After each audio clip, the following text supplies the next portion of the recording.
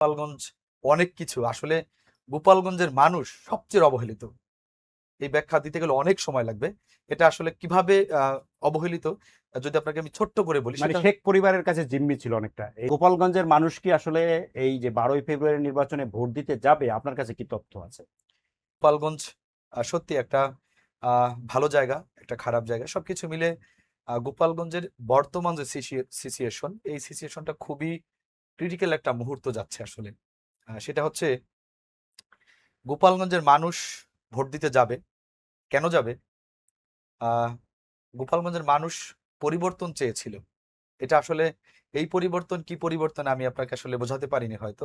গোপালগঞ্জের যে আসন তিনটি রয়েছে, গোপালগঞ্জ 3, গোপালগঞ্জ 2 এবং গোপালগঞ্জ 1, এই জায়গায় গোপালগঞ্জ 1 এবং 2-এ কিন্তু যারা নির্বাচন করেছিল, একজন প্রায় তো 5টা ট্রাম একাধারে ক্ষমতায় ছিল, আরো একজনও ঠিক সে অবস্থায়। এবং মানে ধারাবাহিকভাবে 5বার এমপি হ্যাঁ নির্বাচিত হ্যাঁ হয়েছে হ্যাঁ হ্যাঁ এবং দল থেকে, আওয়ামী লীগ থেকে নমিনেশন পেয়ে। নমিনেশন পেয়েছে, সেটা হচ্ছে গোপালগঞ্জ 1।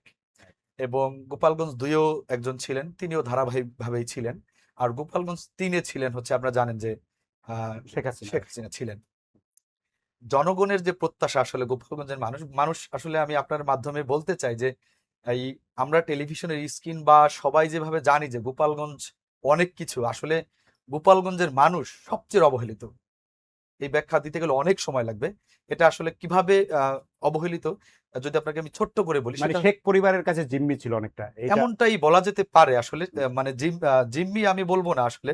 আর সেটা হচ্ছে অবহেলিত কেমন, যেমন গোপালগঞ্জের কয়েকটি পরিবার খুব ভালো, কিন্তু আরো যারা সাধারণ মানুষ রয়েছে, আপনি যদি দেখেন আমার যে গোপালগঞ্জ 1 আসন, আমার বাড়ি মকসুদপুরে, আমার গোপালগঞ্জ 1 আসন এবং কাশিয়ানী মকসুদপুর নিয়ে, আমার আসনে সবচেয়ে সরকারি চাকরিজীবী কম। মানে কর্নেল ফারুক এখানে ফারুক হ্যাঁ খান হ্যাঁ দীর্ঘদিন ছিলেন এখানে এমপি ছিলেন আমার এখানে। যদি এবং আপনি মন্ত্রীও ছিলেন। হ্যাঁ, আমি আসলে আমার কথা বলতে গিয়ে যদি কোনো পাক্ষিক বিপাক্ষিক হয়ে যায় আমাকে ক্ষমা করে দিবেন, কারণ আমি কোনো পক্ষ নিয়ে কথা বলছি না। বাস্তবতা, যেহেতু আমার বাড়ি ওইখানে, মানুষ চেয়েছিল হচ্ছে আসলে পরিবর্তন। যেমন লাস্ট 2টি নির্বাচন, 3টি নির্বাচনেই চেয়েছিল যে অন্য কাউকে এখানে একজন প্রার্থী করবেন।